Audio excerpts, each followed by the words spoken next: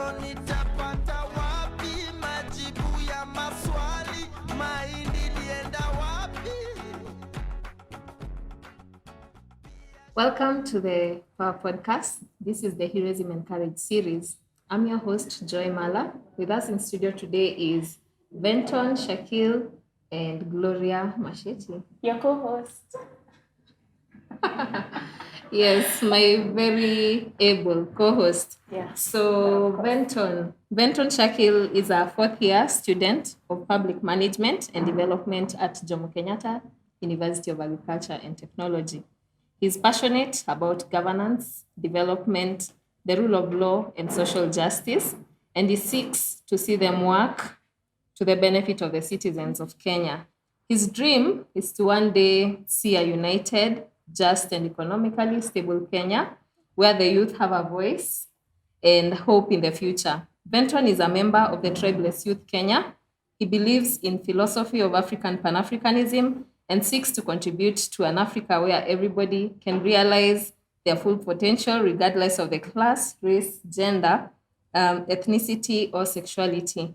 He's also passionate about the arts, music, fashion, literature, and sports. Venton here is also a basketball player, a debater, and a fashion designer. Welcome. Yeah. Welcome to the show, Venton. Hey, thank you, Joy. So Venton, are you actively involved in the area of social justice? And if you are, what are the activities you do and for how long have you been doing them? I've been active in the areas of social justice and governance. Mm-hmm. I've participated in some platforms whereby we voice our opinions on matters of governance and social justice. On platforms such as Tribalism Youth Kenya, where we are given a platform to express ourselves and our opinions on matters social justice. I also do the freelance, okay? Like when I interact with my friends, I pass on some knowledge, some opinions, maybe a perspective that they haven't seen or heard from, so that I can change their minds. I believe that change begins with one person, and it's just one mind away, influencing one mind at a time. As we influence each other, we can make a great impact in our society. So as I use social media platforms like Twitter, WhatsApp to do this, and also these other platforms such as Tribalism with Kenya, now Pawa here. So yeah. Great. Could you tell us more about Tribalism Youth? You've mentioned it. Yeah. And I'm sure some of our viewers would like to know what you do and how to participate. Tribalism Youth Kenya is a group, actually an organization meant for the youth to actually try to disseminate information and try to dismantle these existing minors of tribalism among the youth. So we believe that changing that tribal mentality begins with us, the youth. So bringing us together and realizing that you are one, identifying with your nationality and not with your tribe, is where it begins. So I think it's an open organization that anyone can join. You can check their page on Twitter, Facebook. You can join, and so that you can also be a part of this movement. I have a question. Is tribe the problem? Like, should you completely shun your culture and your language and be like, I don't have a tribe, I'm Kenyan? Or what do you mean by tribe? Tribalism, I mean, tribe itself is not the problem. We are a country with diverse culture and so many tribes that we cannot just dispute that. We cannot just wake up one day and erode our cultural heritage and our tribes. But the problem is when we start profiling each other according to our tribes, discriminating against tribal lines, saying, oh, you're from this tribe, we believe you do this, you're from this tribe, you cannot mix with us because we believe you are bad. So because we have been divided, especially with the older generation, along these ethnic lines, that now tribalism have become negative instead of positive. I mean, tribe can be positive.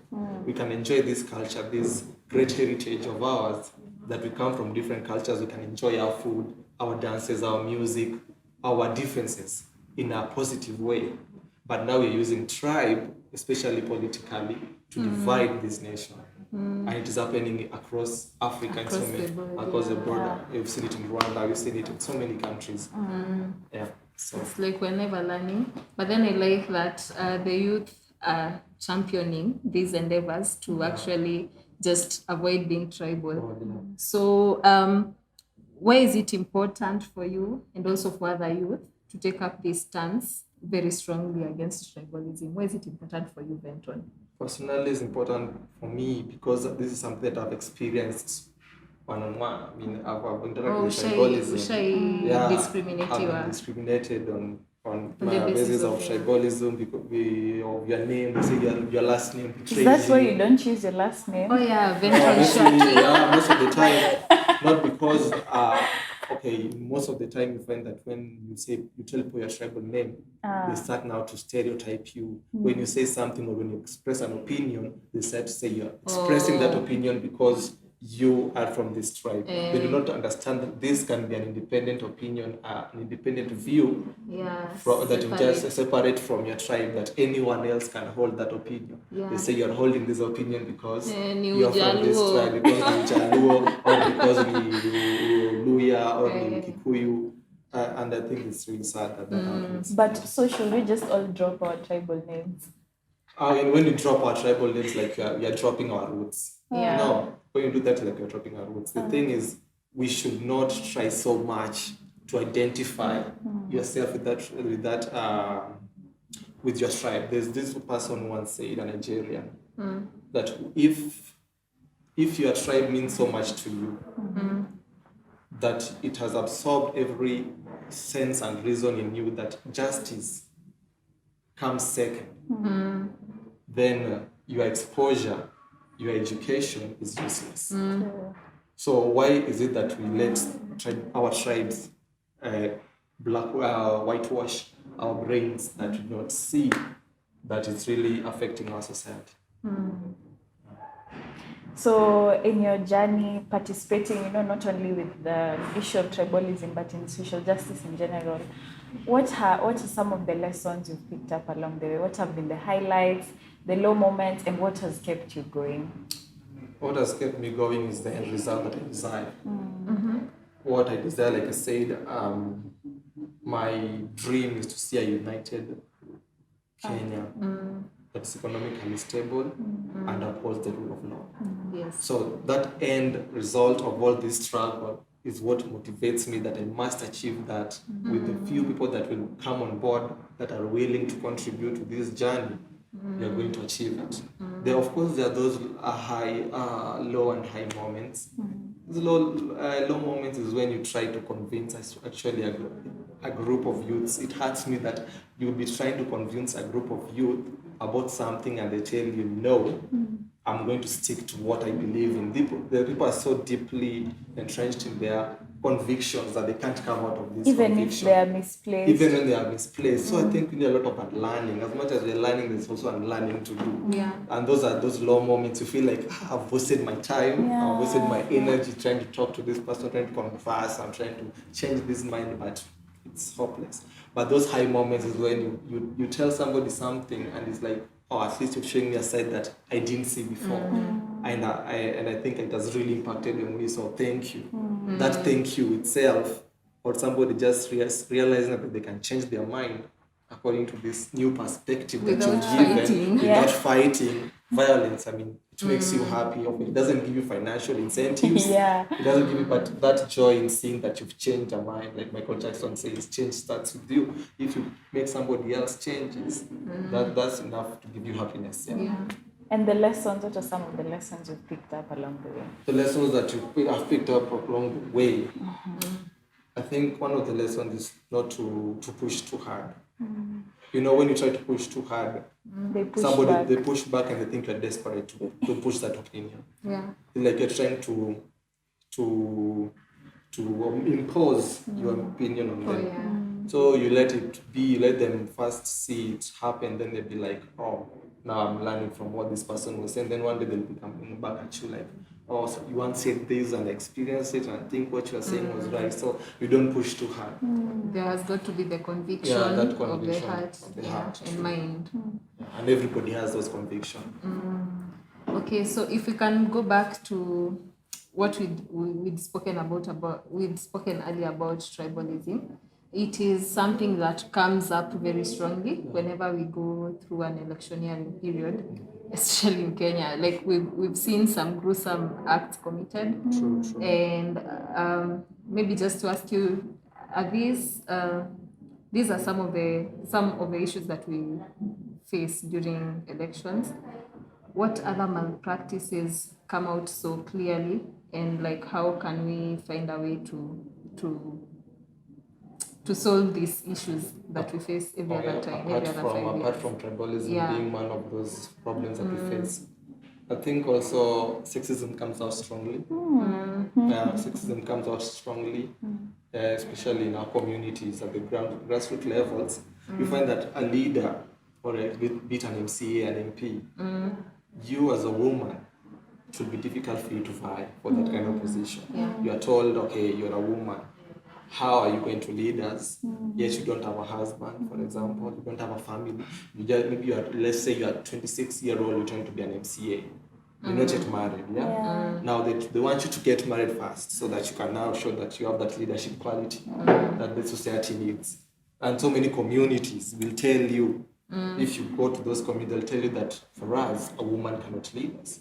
We saw that with, is it Laboso? This Laboso, she was written off in Kericho, in Bomet.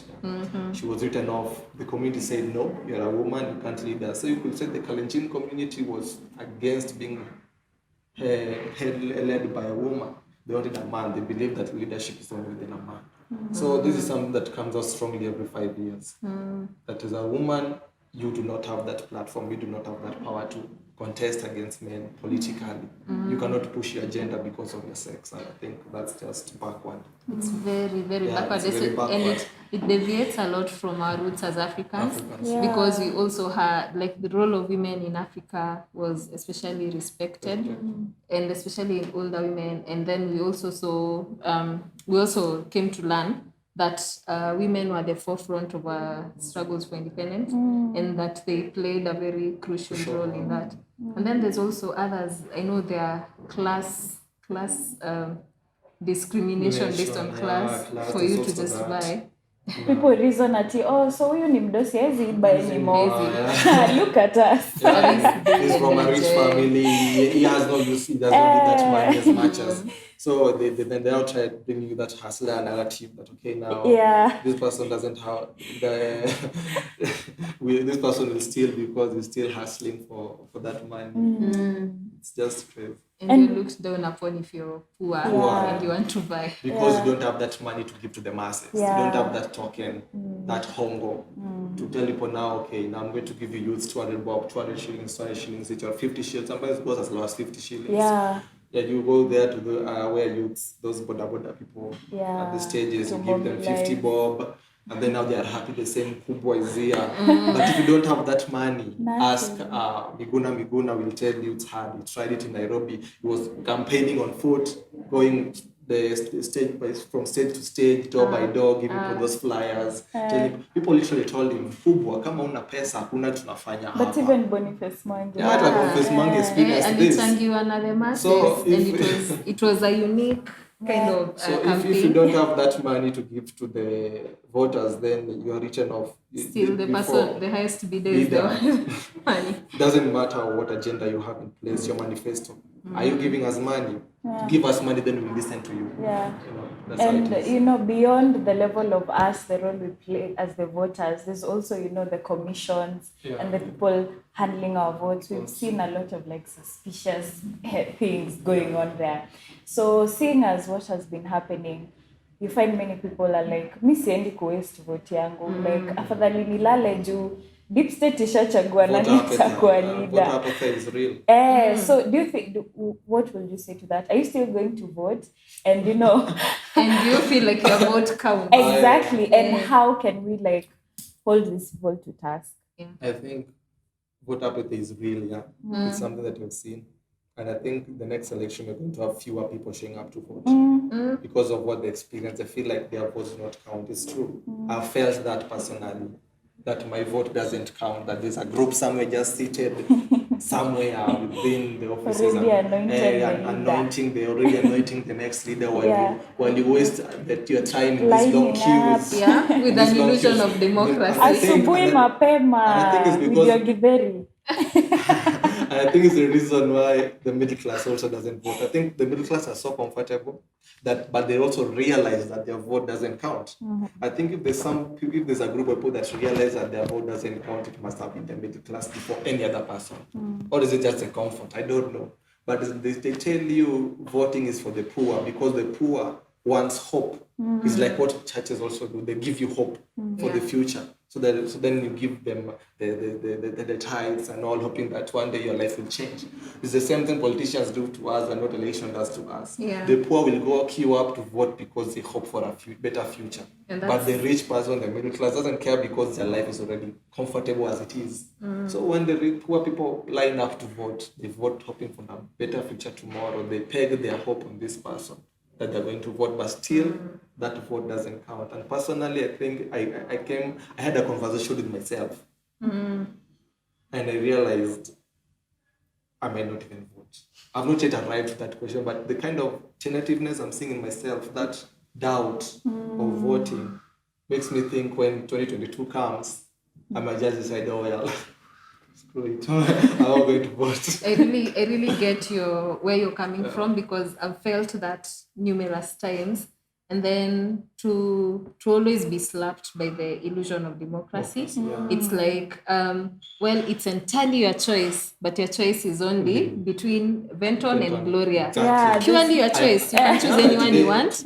Let it be between them. So eventually it does not speak to you like it was your choice. Today I was speaking to somebody on Twitter. I was telling him, okay, it's a tough choice when you have to vote for, when your options are limited. You're able to vote for, but then your options are really limited to what is there. And I think you have to blame.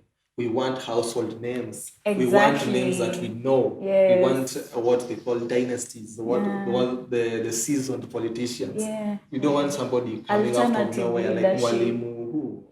This guy from Dida. Dida cannot just come out of nowhere and convince you, yo guys, I want you guys to vote for I me. like Abduga Dida As because in, he has an agenda, but now Kenyans will rubbish it by saying, oh, who is he? who are you? Who's your father? But We can do we not just, know you in Kenyan history. Where are you from? You do not understand. can we just widen the lens and ask ourselves, like Trump in America, he's in no way a seasoned politician. And someone will ask you, see how people who've not been in the arena fuck us up. As in, how far has that taken us? But well, I think still with that there are still people pulling the strings. I'm not willing to sit down and agree that because he was a popular vote, he was there for the masses, like to change people's lives. And then it also, when we say that popular names don't pop up, I think it came out clearly during when Kibera, there was a by-election in Kibera, and then only like 3 candidates got airplay.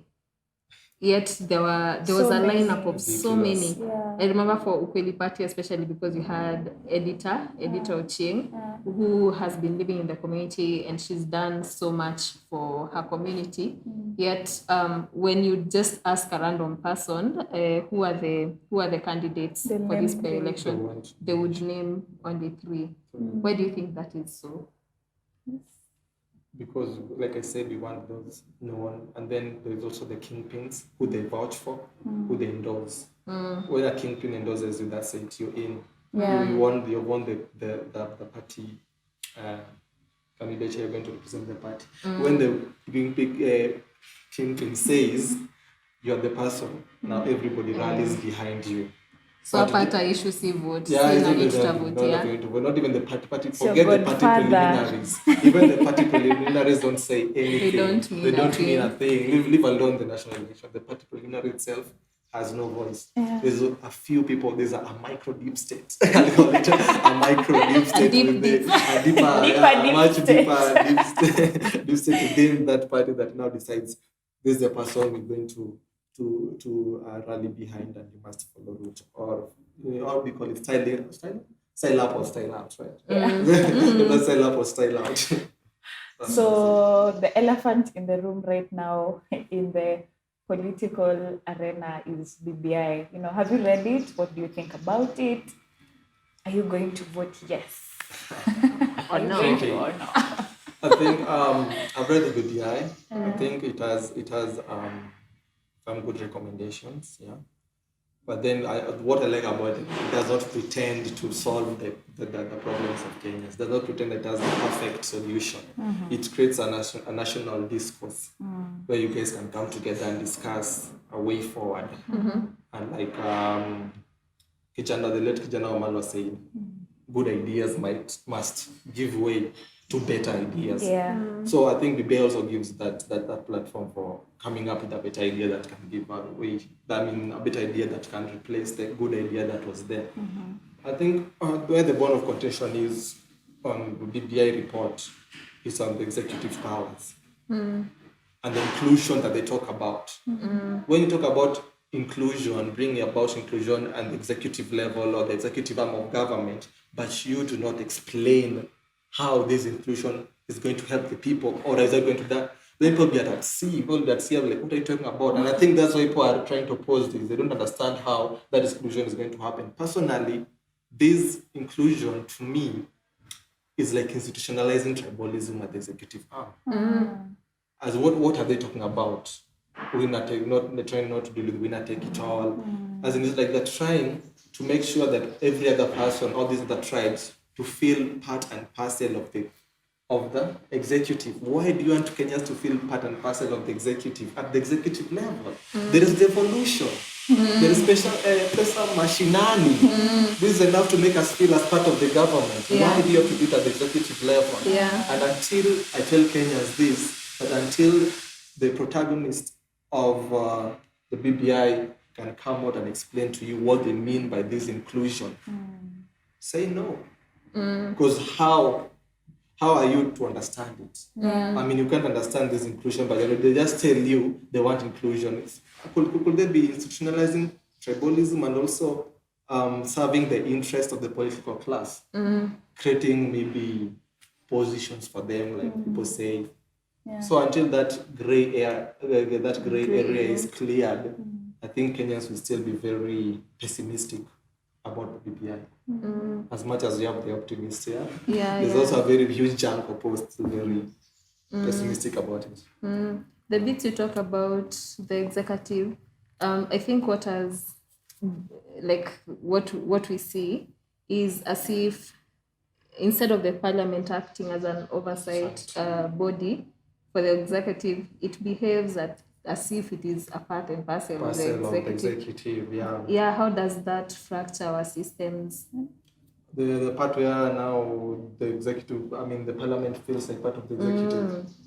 I think the discord comes in when now they say because these are supposed to be separate organs. They should be very independent, and actually it derails that oversight role of the parliament. Right? Now, I think where the discord comes in is when now Parliament also has to vote for the prime. The president is going to nominate a few people he thinks are fit. Then now Parliament is going to vote for who they think is now right to be their prime minister. And I do think there'll be a conflict of interest here also. How are you going to hold this person accountable when you feel like you voted for him? There's a conflict of interest here.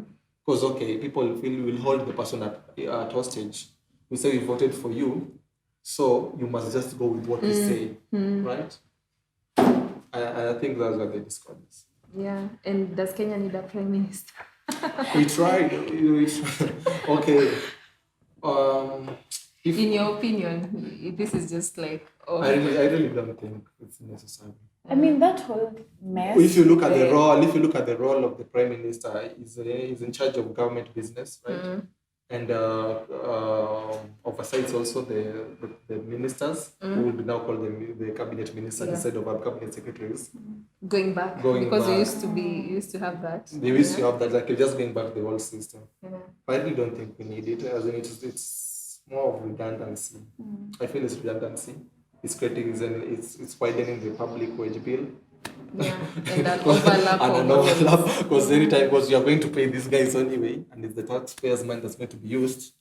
And so the public wage bill keeps expanding. The only good point with it is that now they are going to do away with the CAS. You know, the CAS position. The cabinet secretary, what? Cabinet assistant secretary. The chief administrative secretary. The Babuna Mwambas and Rachel Shabeshi. Those guys, what is their role? Their role was what the deputy cabinet secretary used to do, right? Now, through the executive order, the president goes and uses the executive order, and out of the blues after the 2017 election, we have the CAS position. It does not delegate them any specific duties, responsibilities that they're going to do. They're just there. And when we look at it, we can also notice that most of the people in these positions were election losers of 2017. So what are we doing here? We are rewarding our cronies, we are rewarding loyalties to people who are loyal to us, people who campaign for us. What is their role in the government if it could have been done by a cabinet secretary? And then you don't justify that, you do not give the rationale of appointing them by giving them very specific roles and saying these will be your roles that are unique to you. No one else does it. Then Kenyans be like, do it, we question you. It's not there. And I think that's why we redefine the constitution. We take advantage of the so-called executive orders to now just implement anything we want. No. So the problem, I mean, we have good papers, be it our policy papers, our constitutions, our agendas and visions, but we never get around to implementing it. So especially as a youth, how can we push that sort of constitutionalism and implementation of all these projects and laws? I think citizen participation is at the center of it all. Citizen participation is at the core of policy. Okay, in public management, because I'm pursuing, I did a lot of policy, and I'd like to see myself as a policy analyst because I've been analyzing these policies since Tomboya. I tried to do the sessional paper of 1965. Those are all policies. So, drawing back from history, coming down and seeing how we have tried to implement these policies, there's a disconnect. And this disconnect is a gap that can be filled with active public participation. Why do you think that is lacking? That is lacking because I don't think they really do it. We have organizations and NGOs like Urahia. You have heard of Urahia that tries to push for participation, especially in matters devolution. Siasa place. You are trying, but I don't think it has really reached the roots, the grassroots. There's no, I think it's like we're just doing it for formalities. We go and engage a few people, even the BBI itself. I think they talk about engaging 7,000 citizens. They are in the report. They have cited that they have engaged 7,000 citizens from different ethnicities, from different regions of this country to voice their opinion. That's a big percentage. I mean, and then I think they are doing it for formality's sake. Like, let's just do it because the laws requires active participation in the constitution, right? Before you implement a bill, you have to go to the ground. But if you go to the ground and ask these people, did you guys interact with these kind of people who are talking about this certain bill or certain policies? These guys are at sea. They don't know anything about it. So until we come out, especially as youth, because we know where it ails us.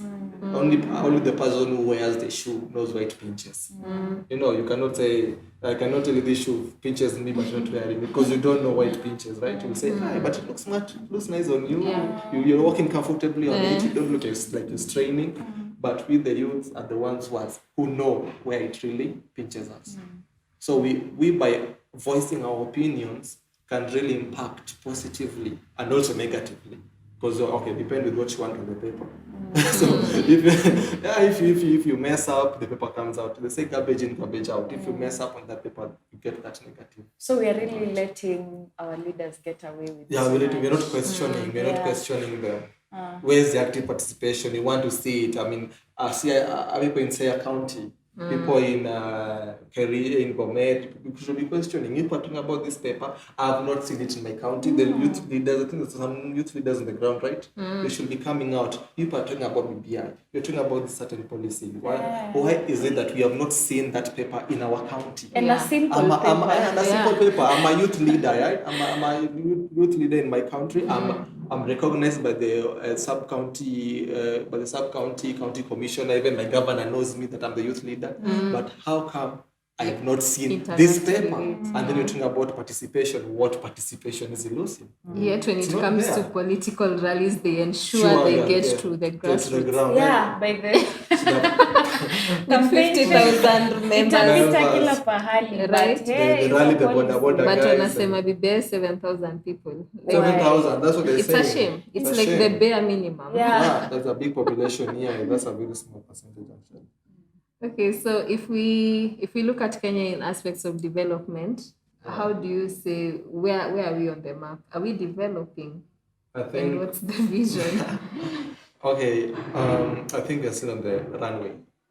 If it's a plane taking off, it's still on the runway. You're not taking off. No, it's like a Tunafanya long nini kwa runway. runway? As in, okay, this plane wants to take Itainuka off. siku moja. Itainuka siku gani? When will we finally take off? Yeah. We are trying to do the right things, of course, but now we are not implementing them. Yeah, Fully. that's our problem. We have, like you say, we have very good work we have very amazing work on paper. Very good constitution. Very good constitution that we are defining. But we are not taking off. Why? One of the reasons I think is because we copy paste a lot. We are copy pasting policies. We see Great Britain does this, okay, now US has done it and France has done it, let's bring it here. Tanzania did it, lazima sisi tufanye.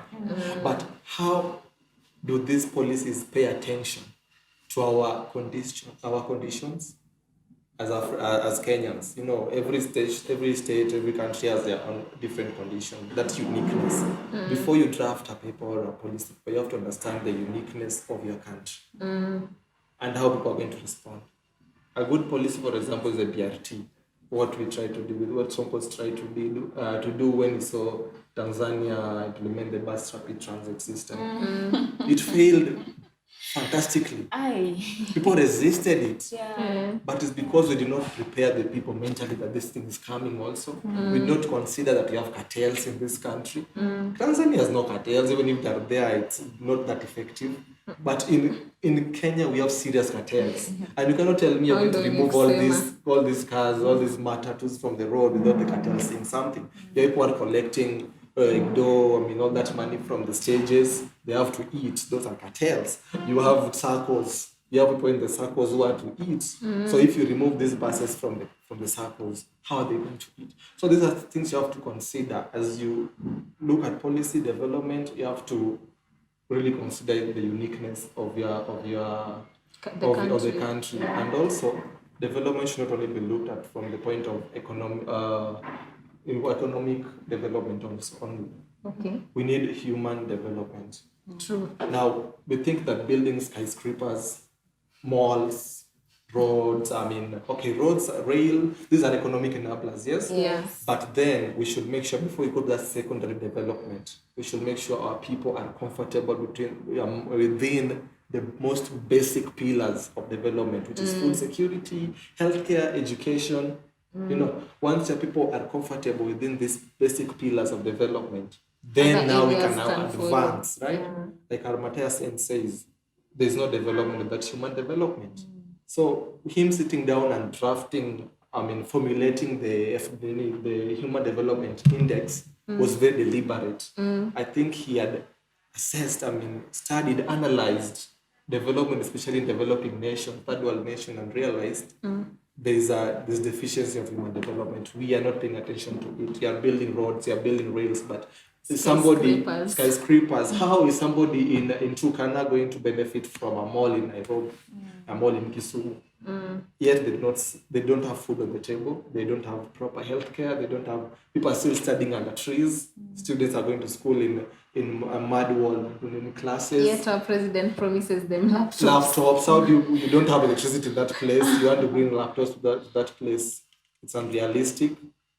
So I think we are really paying attention to populist politics. We want to show that we are working. A politician or a government want to show that they are working indeed and doing something, but the impact is not being felt. That's populist, and I don't agree with populist politics. They are showing people that you are working, but it's not being felt. That's crap. It's performative. It's performative, yeah. So that you can just be acclaimed that you build a railway. You're building. They are buildings. Yet it's empty. It's empty, but not really because money is not circulating in the economy. How? If you go to Kisumu, I've been to Kisumu, I've seen it. Malls are there, but they're empty because there's no money in that economy. How will a franchise or a company go and open a branch in Kisumu, knowing very well that people will not spend there? They'll be paying rent, but going losses because people are not buying, people don't come in. Where there's no money, there's no business. So that's it. You'll build malls, but when that money is not circulating within the pockets, put money in the pocket of the people, then development will just come. So with regards to like what you're studying and your higher education, to what extent has it impacted on you? And do you feel it has been enough? It has been just right for you? Or no, what's your experience with it? The course that I'm studying. The course, school, like to tell me about the curriculum. The curriculum, for I think it's something I'm passionate about. That's why I chose it. I did not take it because I felt like it will give me money. I took it because I was passionate about it. I'm passionate about the governance. I'm passionate about development. I see my people suffer and I want to make change. That's what drives me there first. So I think the course itself has really opened my eyes. I did not come in empty-headed. Like I came with some substance, yes, but then starting this course from my first year to where I'm now today, I feel like I've really gained a lot. My maturation in that field has really advanced. I see myself now even explaining certain aspects in a more vivid manner that anybody can understand. And I think it has really exposed me to a lot of information.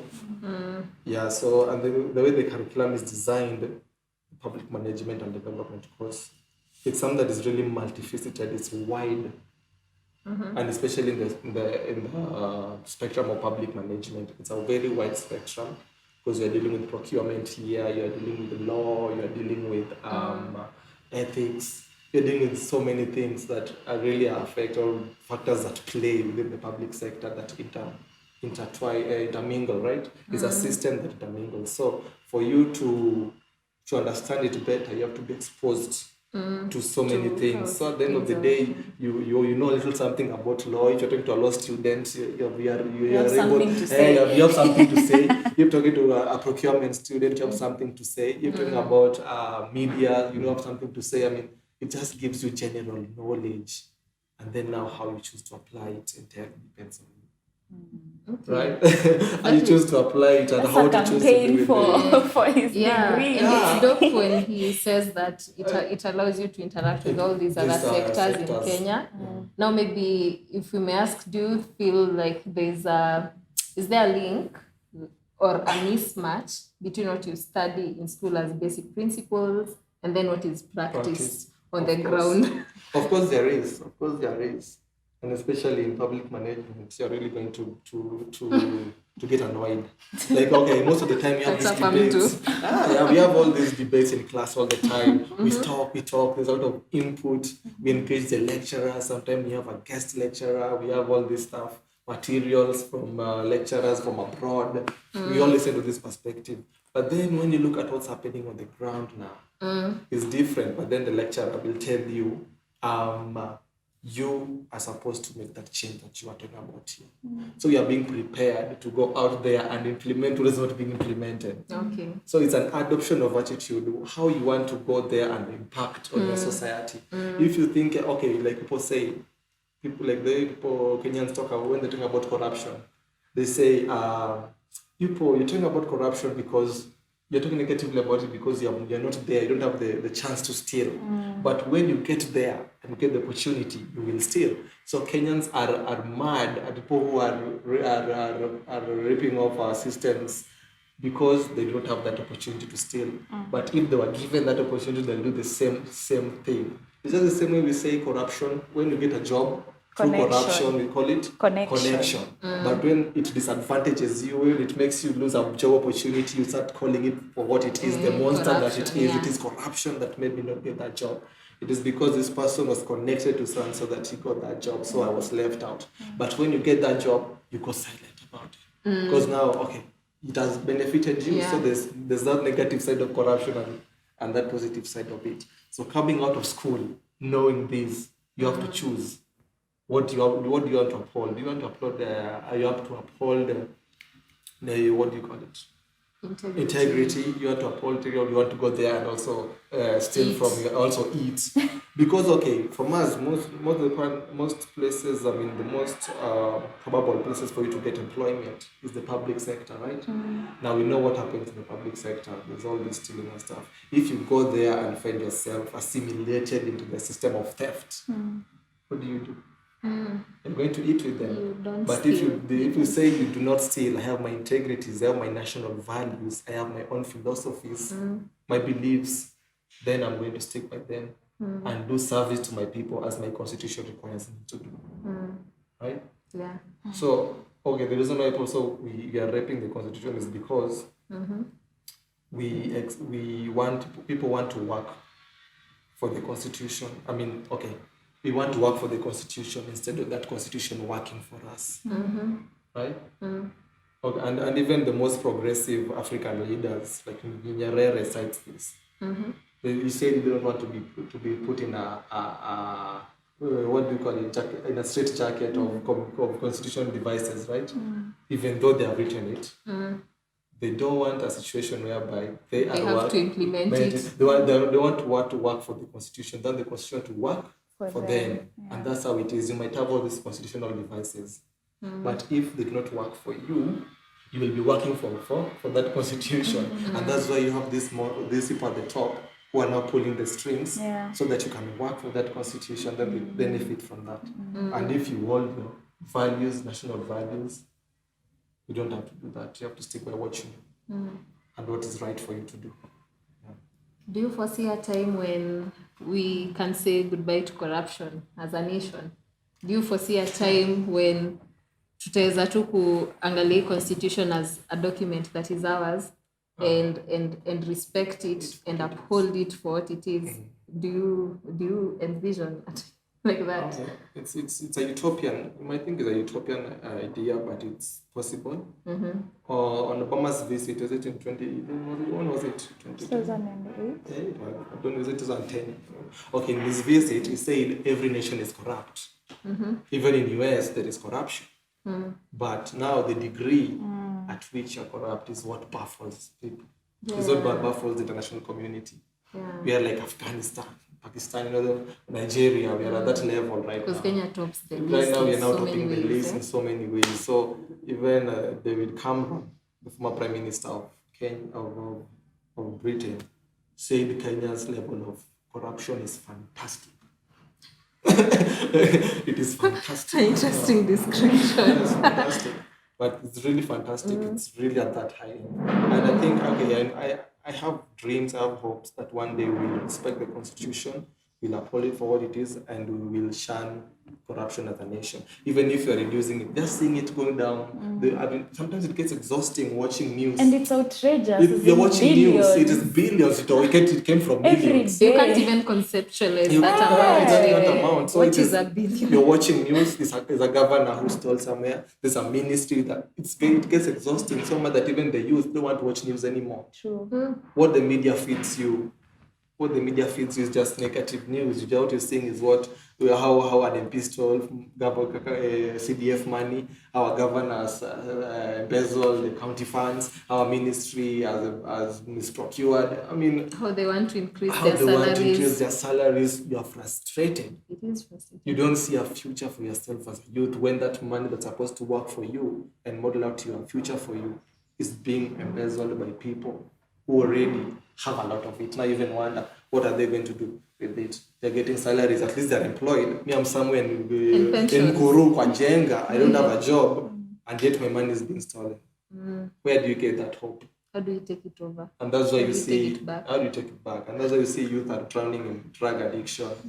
You see, because of that depression. There are no jobs. You go to her coast, you see how the economy of coast is messed up. And you ask yourself, why is it that coast has the highest level of drug abuse? It's because there are no jobs there. People are idle, but just sitting around. And who are the drug barons? And the drug barons are government. I mean, it's crazy. Yeah. This is crazy. It's a crazy system that it's really hard trying to clean it out. You know, it's difficult trying to clean a mess that is just within na kukulia kwa ndani.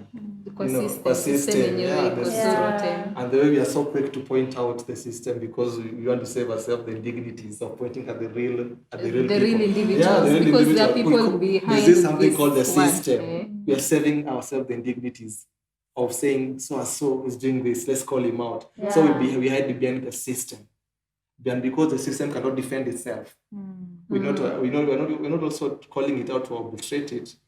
We are doing this to demand audience with these patrons. Yeah. And then once you are invited into the feast, you go quiet. Yeah.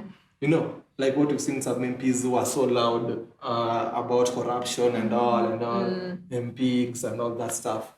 Then when they get there, they now go quiet because they're now eating with the patron. The patronage is crazy, and people are benefiting from it and within that system that you keep calling out. So let's stop hiding behind the system. Let's call out these people. We know who is doing it. We know how they're doing it. Let's make sure the DCA is working, the judiciary. Let's clean up our house. The EACC. The EACC. I mean, everything will be fine if we clean up our house.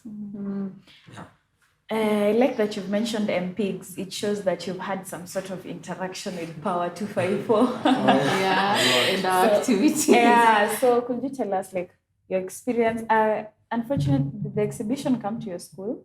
The Team Courage exhibition? No? Not that I'm aware of. Maybe they did. No. Actually, we were planning on it right before Corona. So Corona really halted a lot of our operations because that was Moi cut off and then later JKUAT. JKUAT. Shows your age. During the orientation, we were told it's not JKUAT but JKUAT. So for real? we were just like JKUAT. Yeah. But clearly you have some interaction with Power. Yeah, I've had interaction with them. They had this event, the Power Street Fest. It used to be there at Koinange Street. I never missed a day. I was there from day one. The first event, the second, until now. Here nowadays, you guys are not having anything. What happened? There were some issues getting licenses last year, so that's why we couldn't still go forth with it. But it's being organized, guys. We hope you're gonna attend. This year, we are looking to see whether it will be like an online festival, but the lineup of artists is underway and stay tuned. I think it's one of those. I don't have much to say just yet because the official communication will come out. But stay tuned. It's one of those simple. It's a very simple festival. It looks like a street carnival, but then it's very nice. You have these amazing talented artists. You have Art the Band. You have Giuliani coming on stage. You have activists there. You have Boniface Mwangi signing his book. You have somebody drawing an art. It's a beehive of activities. Live graffiti session. You have photography sessions. I mean, it's lively. It does not only entertain you, but it educates you. Entertainment. It educates you and entertains you, and also makes you aware of your heritage as an African and as a Kenyan. That you speak of that, why is that important for us to really understand our true history, our true heritage as young Kenyans and as Africans? Okay, I think that's envisioned within the ethos of a nation. We have that ethos of a nation, but you have to now be proud of your culture and heritage. And it's something that you're supposed to be taught from a very young level. Why? I wasn't taught that. I started reading these things. Is it class 7? I don't know.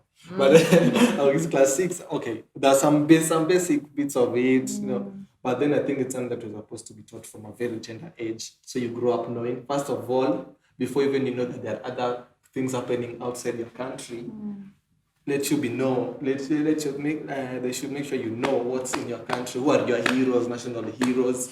You know, those people who you really admire as a country, those people who fought for your rights and freedoms, so that you grow up knowing this and your culture, your tribe as well, where you come from, what you people eat, what people do, before you start knowing what happens in the US. You know, globalization is catching up with us so much that the children of today know so much about what's happening in the US, the artists, the music, the drama the movies. Between Biden and Trump. My nephew is there explaining to me about Kamala Harris, and I'm like, okay, so tell me about Martha Karua.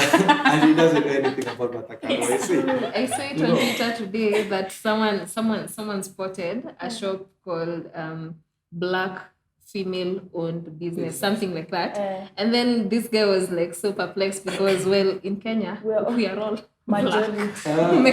Like to Kenya, this is where the business is. So it's like a derivative of what's happening in the US because they're trying to really support black businesses. People know so much about keeping up with the Kardashians. They know about the Kardashians, the children they have, but they don't know anything about the nation. You know, when you talk about governance as well, even social justice, the rule of law, it becomes trivialized among the youths. You start to talk about them, you find somebody who is well informed about those things is very rare. You find it is very rare. You talk about when you start mentioning rule of law, governance, oh bro, nongelea nini?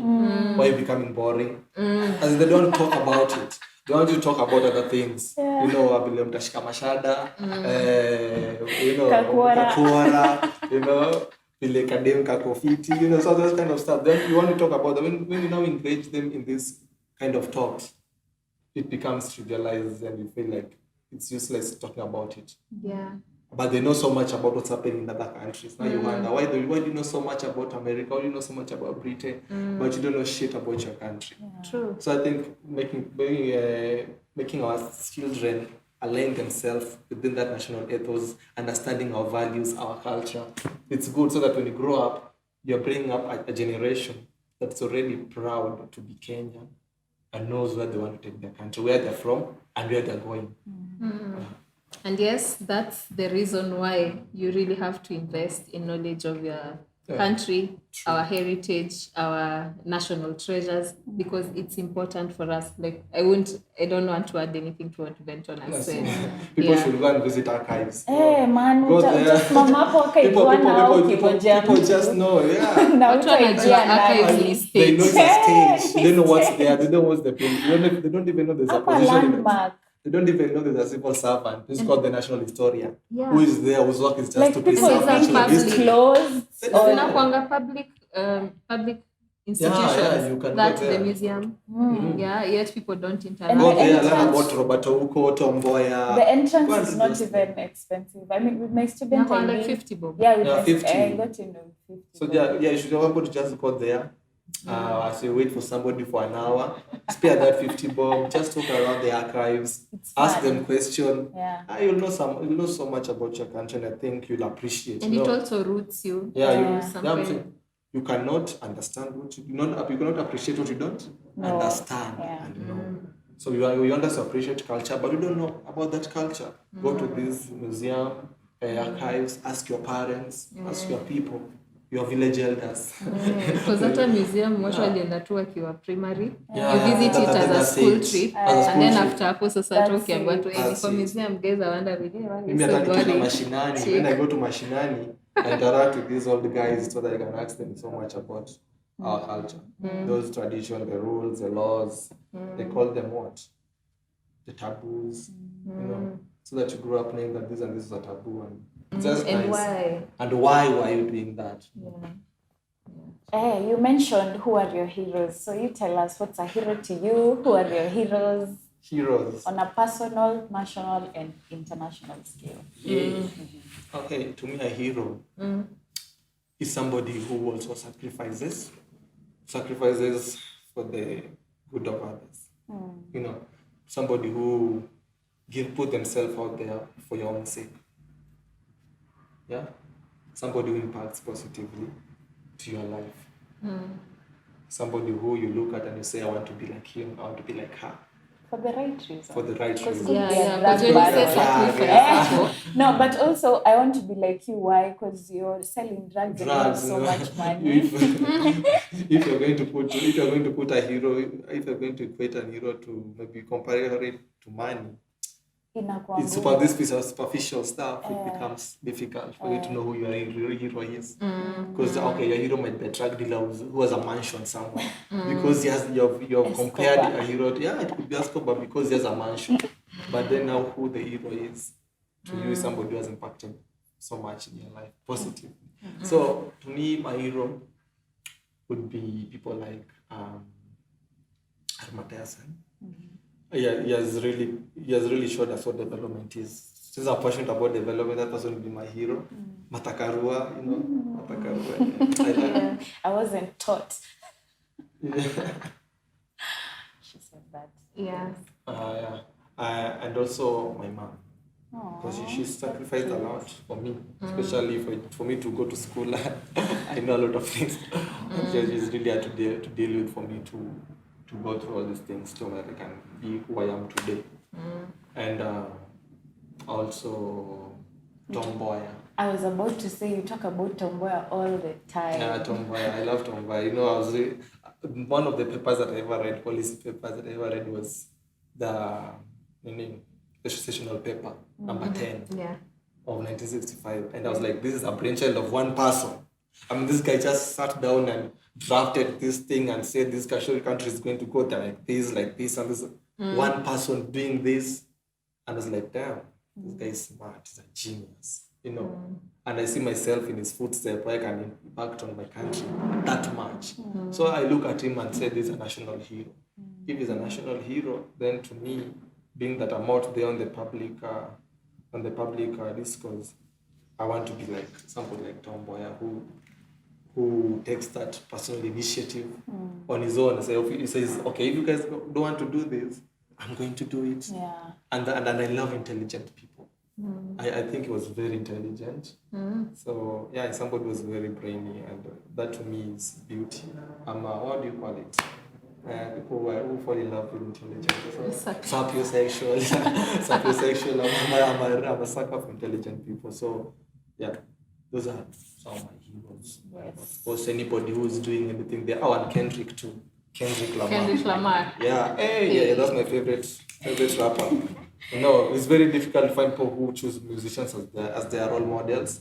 So I have musicians there, Kendrick, hip hop artists, conscious hip hop artists, not all these things. White people say how hip hop has done more damage to black Americans than racism has done in the last 200 years, and you wonder what is that? True. Because they know the hip hop they know is that which tell them pick up a gun, strap up, go on drive by, shoot people, sell drugs, pimp women. Yeah. That's what the hip hop of those days were telling them. But now we have this generation of conscious hip hop. But Black Panthers like Tupac. There are those kind of people who now try to bring in a positive side of hip hop. And growing up in a family where people listen to hip hop, my big bro and my cousins, I chose Kendrick because Kendrick resonated so much with me. I listened to an album like Section 80, To Paper Butterfly, and I'm like, this is a revolutionary. And I want to be like that kind of person who impacts through art. Just speaking and expressing your deep emotions and thoughts through music, and somebody in Africa all the way in Sub-Sahara says, yo, you're the legend. Yeah. I want to be somebody like that, So I chose Kendrick as my role model, my hero, because I see what he has done for the black communities in the US, and I want to do that for every other child, every other youth within my neighborhood, in the Kurus, in the Karens, so you rap? in the Runda. Yeah, I do some freestyles. In high school, I used to do that with drum lockers, and the drum lockers, then throw some bars, throw some bars up. Tutaongelea line pia Power Fest, you see. I can come through, and I say, just give me a beat, then I throw bars and stick bars on it, But but intentionally to educate the young people. Activism. We copy your right. Like the Kendrick says, that's a protest anthem. Yeah. You say that, and I remember the Grammy performance. That was legendary. Shivers. He left Shivers because he was so vocal about the emancipation of a real nigga. So we will put the link in there. Yeah, we share the link. That performance was historical. So we all want Shivers. The so performance, the link should be. I would describe the performance as monumental, historical. Yeah. But also see somewhere that we should be wary of like monumental feats because it makes us imagine moved. You know, like when people are pulling down statues. The politics and of then monuments. you sit back and you say that was so monumental. We've taken steps forward, but really. But because that's blamed on our history. Our history has told us to admire people who have looted the nation, people who lied to you that they fought for your freedoms, but in real sense they betrayed you people. You know, people stolen and are rich, then we erect monuments and statues. The politics of monument, I'm very glad, I'm happy that you're experiencing this watershed moment, not only as a continent, but it's something that's happening worldwide, at a global level, that you're realizing that we've been admiring the wrong people. Okay, people make mistakes, right? And people learn from their mistake. Just learning and realizing you made a mistake is a great step forward. So I think the globe is on the right track. Thank you. So maybe a parting shot to our viewers, what would you tell the young people who are watching?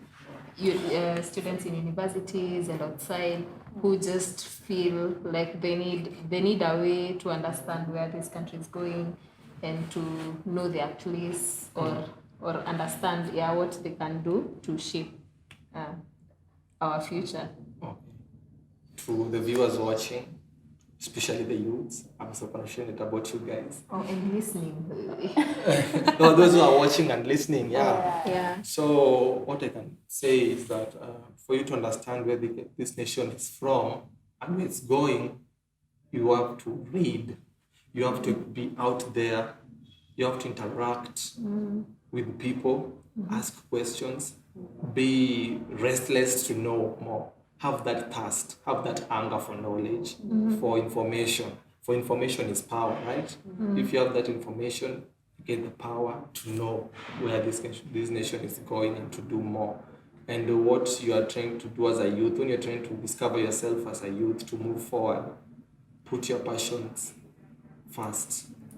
Okay? Understanding yourself, knowing first understanding yourself as a person is the first step to moving forward. If you do not understand yourself as a person, what you believe in, your philosophies, then you have no business trying to figure out where your future is. Yeah, it has to start from knowing yourself. What do you like? What do you hate? And then identifying with that and creating that line, drawing that line between what you want and what you don't want. And saying, I'm going to be on the side of what I want and ignoring what I don't want completely. Once you set that aside, you now follow in the steps of where you want to go. Right? In the steps of the greats. Of the greats and the steps of those people that you admire and not losing hope. Not giving up is that. Personally, I can say I've achieved much in life. I have a long way to go towards a youth, and I have so many dreams to accomplish. I mean, there's so much lined up for me. There's so much in my plate. But one thing, I always tell myself, I'm not losing up. I'm not losing hope. I'm not giving up. I'm not giving in. I'm going heads in. I'm going to take what belongs to me, what I deserve. And that's an attitude that we should all have. Drop your mic. Taking what you want. Drop the mic. Yes, that's it. We have nothing to add. Yes. Thank you so much for joining us for this episode. Stay tuned to for the rest of the episodes that will be coming up. I have been your host, Joy. Thank you so much. Bye. I've been your guest, Venton. I've been your guest, Venton. Shall see you. Asante. Mabaki sina kakitu siwezi afford hata shati.